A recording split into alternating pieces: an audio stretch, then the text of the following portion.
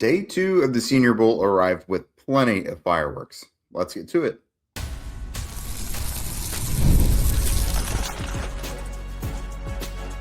You are Locked On Colts, your daily Indianapolis Colts podcast. Part of the Locked On Podcast Network, your team every day. All right. Hello, everybody. Welcome to Locked On Colts, part of the Locked On Podcast Network, now the number one sports podcast network out there. And today's episode is sponsored by PrizePicks. Download the PrizePicks app today and use code LOCKEDONNFL to get $50 in lineups after you play your first $5 lineup. Hello, everybody. I am Jake Arthur, Indianapolis Colts beat writer for Roundtable Sports, and I am live on site down in Mobile, Alabama this week for the newly named Panini Senior Bowl. And we've gotten done with day two now. Day one kind of established a lot of, I would say, pretty hard defensive standouts. And the defense stood out again on day two, especially on the national side. But I do think the offense finally allowed itself to show some fireworks as well. So there was a lot of big plays that happened out there. Lots of notes to be able to take away from both sides of the ball.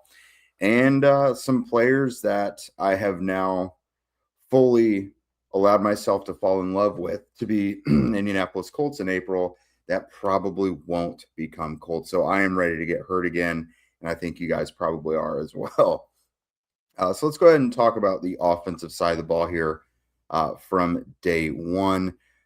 First, as always, gotta get out of the way which Colts personnel I saw.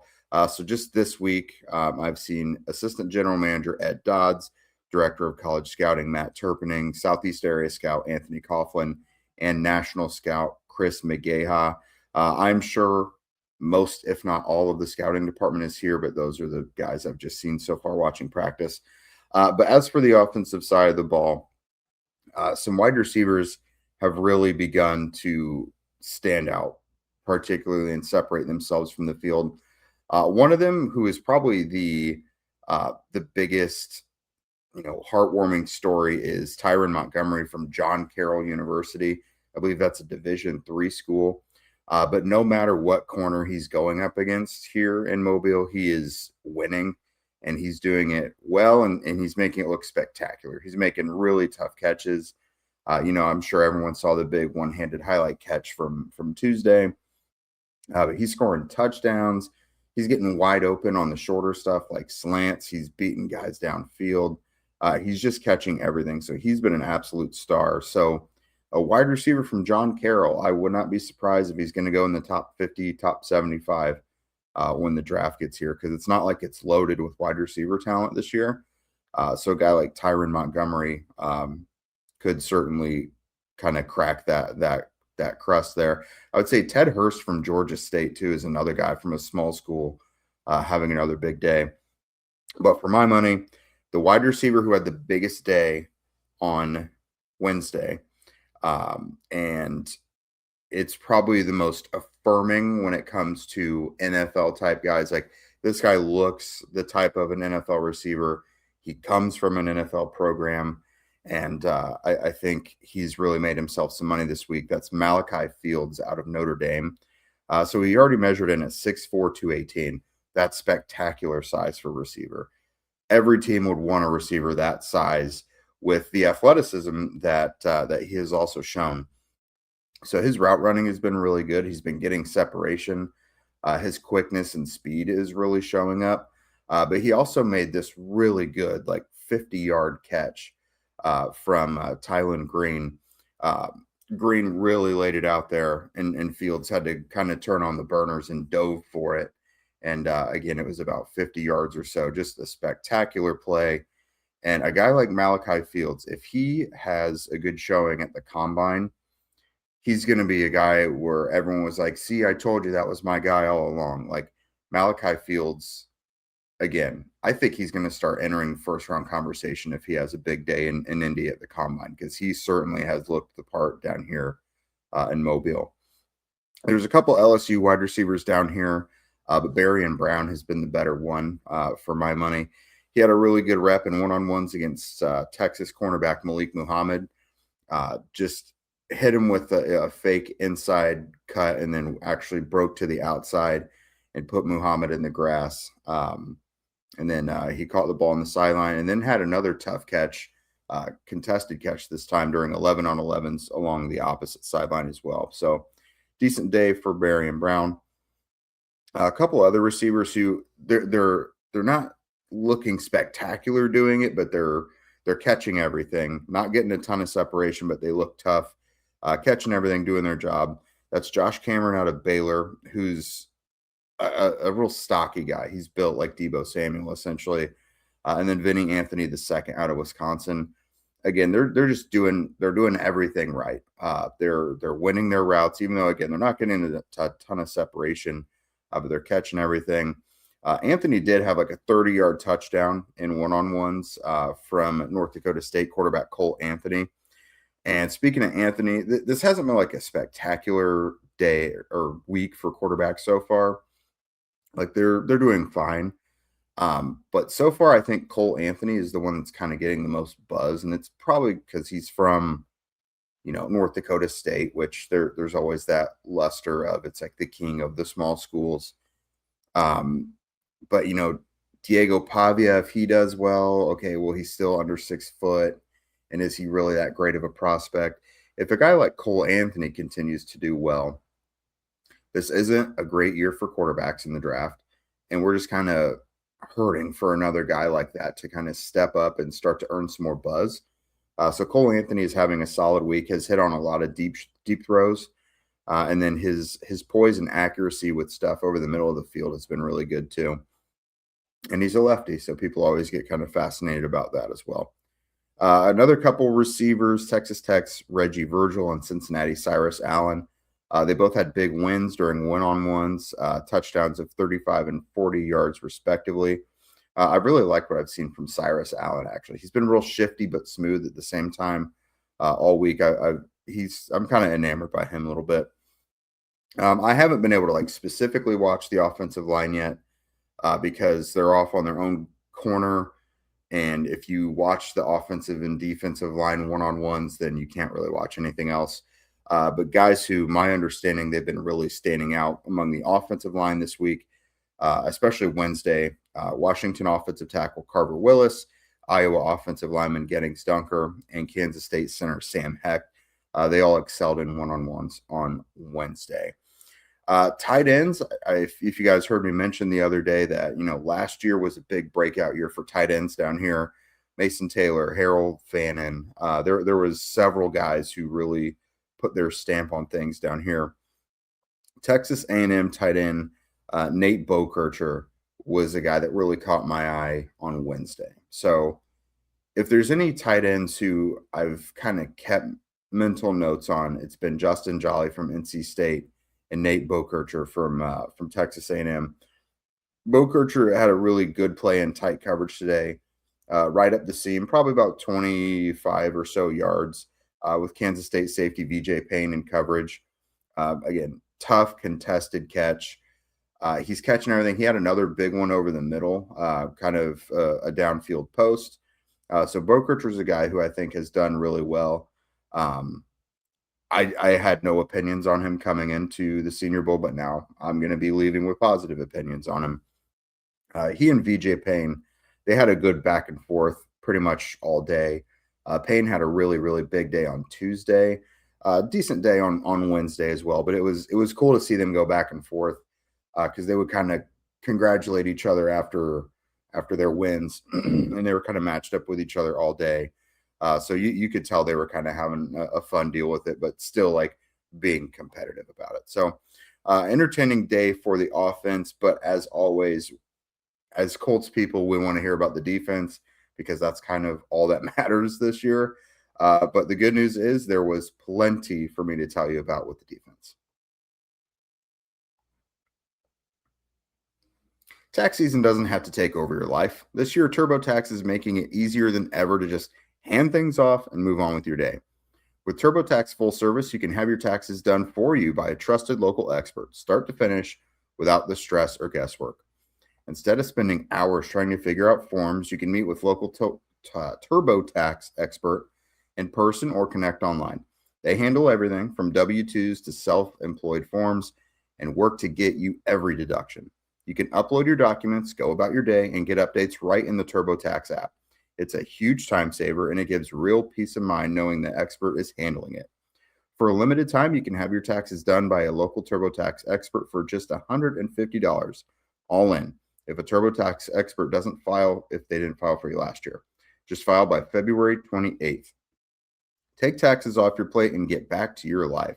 Visit turbotax.com/local to book your appointment today. If you've ever hired someone who looked good on paper, but they just weren't the right fit, then you know how important it is to actually get that right. When you want candidates who truly match what you're looking for, trust Indeed sponsored jobs. Hiring, Indeed is all you need. Stop struggling to get your job post seen on other sites. Indeed sponsored jobs puts your post at the top of the page and helps you reach the right candidates faster. Instead of struggling to get your job post seen, Indeed sponsored jobs helps your listing stand out and reach quality candidates faster. Sponsored jobs boost your post to the people who are the best match for your role, and that makes a real difference. According to Indeed data, sponsored job posted directly on Indeed are 90% more likely to report a higher than non-sponsored jobs. Spend more time interviewing candidates who actually check all your boxes with less stress, less time, and more results using Indeed sponsored jobs. Listeners of this show get a $75 sponsored job credit to help give your job the premium placement it deserves at Indeed.com/LockedOnNFL. Just go to Indeed.com/LockedOnNFL right now and support the show by saying you heard about Indeed on this podcast. Terms and conditions apply. Hiring? Do it the right way with Indeed. And there is nothing like being in an NBA arena. The crowd, the energy, the moment. Getting tickets, though, that part's not always been so simple. But that's why Gametime has become the go-to app for scoring tickets fast without the hassle. It puts the advantage back where it belongs, with the fans. I do a fair amount of traveling over the next few months for NFL draft stuff. Recently pulled up the Gametime app, picked an upcoming NBA game, and had tickets locked in within minutes. I loved seeing the all-in pricing up front. There's no surprise fees at checkout. The zone deals really stand out as well. It means you can choose the section, Gametime picks the seats, and then you save. They've got great last-minute options too, with NBA tickets showing up at solid prices. Everything feels quick, intuitive, and stress-free from start to finish. Take the guesswork out of buying NBA tickets with Gametime. Download the Gametime app, create an account, and use code LOCKEDON for $20 off of your first purchase. That's code LOCKEDON for $20 off. Download the Gametime app today. And remember, it's gametime.co, not .com. All right, everyone. Thank you for making Locked On Colts your first listen of the day. And thank you for making Locked On the #1 sports podcast network. Reminder, if you have not yet joined the Everydayer Club, what are we doing? No, but for real, it's been a really good time that Zach and I are having a fun time interacting with you guys with, for those of you who have joined. So if you sign up for the Everydayer Club, you're going to get the audio ad-free, and then you get an invite to our members-only Discord server where you could chat with us, Zach and I, but also all the other people who have joined the club. So far, we're not just talking about Colt stuff either. Like, it rambles on to Belichick. It rambles on to other big current events in the sports world. So if you just kind of want to have that vibe that you're at the bar chatting with people about whatever's going on, but, you know, you don't have to even get out of your underwear. You can just sit there and talk to people on your phone or on the computer. It's a good time. So can't recommend it enough. You can check that out at lockedoncolts.supercast.com. You could gift the subscription as well. But again, the link will be in our show notes if you just want to go there too. So once this show's done, go ahead and click there and join the Everydayer Club. All right, so let's get down to the nitty gritty. Defense, that is what we all care about right now. And the good news is, I kind of tweeted this the other day too. This is an awesome year for the Colts to need edge help and defensive line help in general, but not have a first-round pick. Because if this year's Senior Bowl is telling me anything, it's that the Colts can screw this up by not picking a lot of these guys on day two. I think day two is going to be chock full of talent in the front seven. So do the right thing, pick the right players, Chris. No more projects at edge defender, please, and let's get this thing rolling. So some edge defenders who stood out on Wednesday and who have really been standing out all week so far. Derek Moore from Michigan, Zion Young from Missouri. I see those guys as like perfect replacements for Kwity Paye in free agency. They are just really powerful and stout against the run, like Kwity Paye. That's always kind of been his calling card, but they're explosive. They convert speed to power. I've also noticed for both of them, their first step off the snap is really good. It's all kind of little advantages there that Kwity Paye has not quite had. So if you get a guy like Derek Moore or Zion Young to compete with JT Tuimoloau for that strong side defensive end spot opposite Alaiatu Latu, I think they will give you kind of that stout run defender prowess that Kwity Paye has done, but I think they give you more upside as pass rushers as well. Some other defensive ends that have really stood out: Romello Height, Vincent Anthony Jr., Logan Fano, Nadame Tucker, K'Ron Crawford. Those guys, they're maybe you could probably put Romello Height into the group above that I mentioned, but he's more slender. He's like, I imagine he will probably be more of a designated pass rusher type, but he looks good doing it. But those are all guys who, if it's getting to like third, fourth round and those guys are available, I certainly think the Colts could do worse than picking up some of those guys as edge help. It's been a really strong performance from the interior as well. Penn State's Zane Durant is a really well-balanced guy. I've been able to note that he's performed well, kind of slicing through and impacting the run game, influencing running lanes, but also just straight up stuffing guys at the line of scrimmage as well. But maybe my favorite interior guy of the week has been Texas Tech nose tackle Lee Hunter. Just a massive guy, takes up a lot of room, but he keeps finding himself in the backfield right in the quarterback's face. So I don't know how he's doing it other than just sheer power. It's not like he's got like a bevy of moves to make him get there. He's just kind of powerful and slippery. He's giving you some pass rush help, but he's also really influencing run lanes as well. So Lee Hunter has done really, really well down here. Grayson Halton as well. I've noticed his range and ability to take the correct angle on outside runs has been really good as well.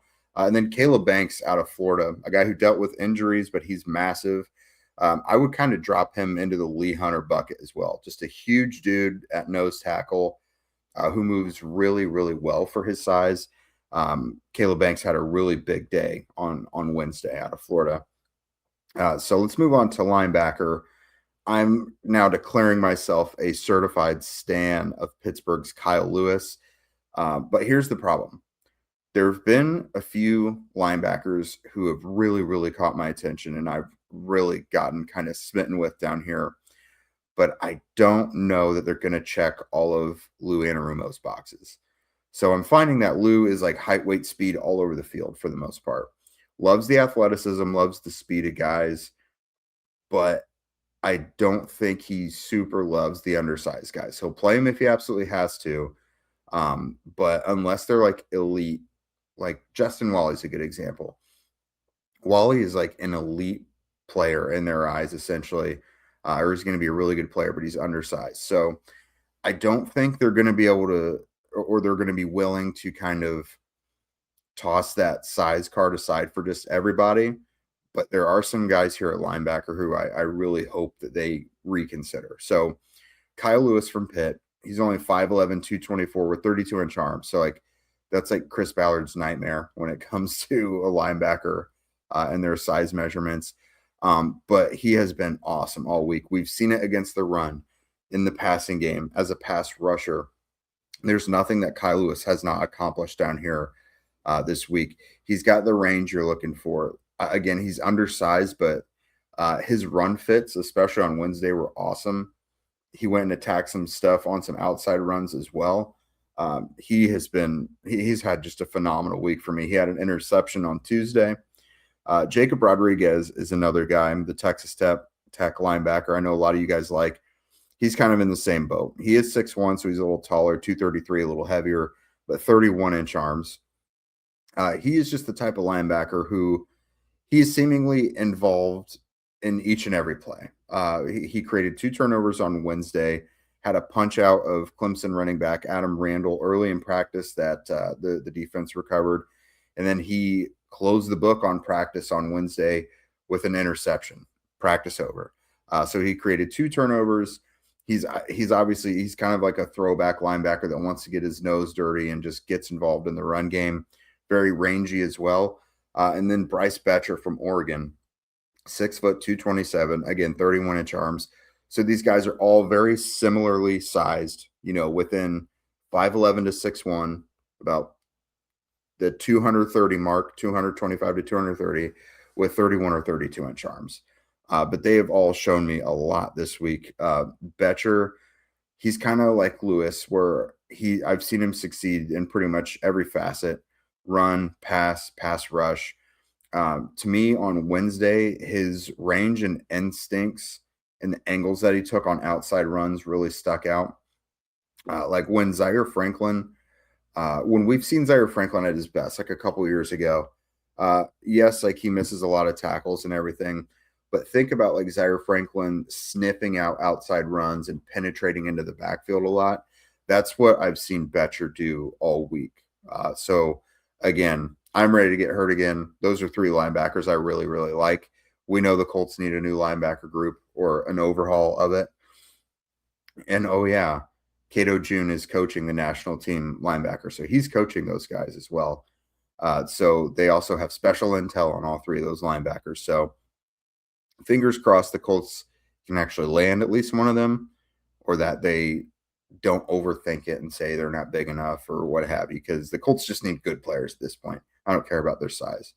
If they're good players, they're good players. So moving on to the secondary, San Diego State corner Chris Johnson, probably not going to make it to the Colts there in the top 50. He's probably going to be more of a top 40 pick. But I've seen why he's considered such a good player. Like 6 foot 190, so like pretty good size for corner, but he is just sticky in coverage. He just seems long and kind of overwhelming for a lot of receivers to deal with. He's willing to get physical, but like his short area quickness and his speed, he doesn't really get left in the dust much. Now, he did get beat by Tyron Montgomery, like I mentioned, in that one-on-one, but Montgomery's having a special week. But outside of that, I think Chris Johnson is doing very, very well. And if he did find himself falling out, down into the top 50, and the Colts did feel like corner was something they wanted to address, I would be okay with that. Again, I know we all want trenches in front 7, but like just address the defense in general for my money. And then Malik Muhammad, it's been like an okay week for him. So he got beat on that devastating move by the LSU receiver early in practice, but he came back strong in 11-on-11s a little bit later. He kind of broke on a comeback route really well and broke it up. So I thought he rebounded. And then there's been a few safeties that I've really liked this week as well. Bud Clark out of TCU, Jalen Stroman out of Notre Dame, and VJ Payne out of Kansas State. They've all stepped up with, Emmanuel McNeil Warren backing out, for example, from Toledo. He was probably going to be the top safety here.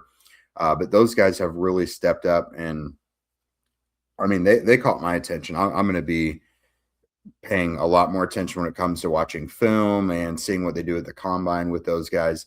Bud Clark had an awesome day on Wednesday. In one-on-ones, he wouldn't let anything through. He went up and got physical in the run game as well when it came to 11-on-11s. And then Jalen Stroman, very, very good in the one-on-ones.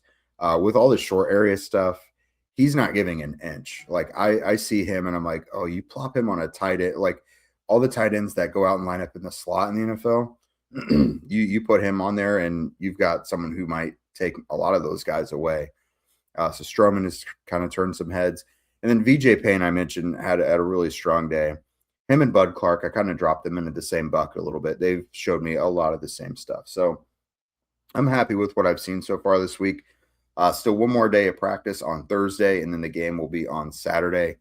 So I'll continue to bring you guys everything I know about what's going on down here. Thanks for tuning in today and making Locked On Colts your first listen. We'll be back throughout the week to bring you all the updates again from the Senior Bowl, what's going on with the Colts. Jim Bob Cooter had a second interview with the Eagles, so we'll talk more about that. There's going to be a squad show with the guys later tonight on Thursday. I'll be in the air traveling after practice, but make sure to catch up with those guys, Derek, Allen, and Zach. Make sure you subscribe and follow Locked On Colts on social media so you get all the latest episodes. If you don't already, follow at Locked On Colts, at Jake Arthur NFL, and at Zach Hicks 2. Again, if you never miss an episode, the Everydayer Club is built just for you. So get Locked On Colts ad-free audio, plus the members-only Discord access and more. So head to lockedoncolts.supercast.com to join. And with that, thank you guys for joining, and you have an awesome day.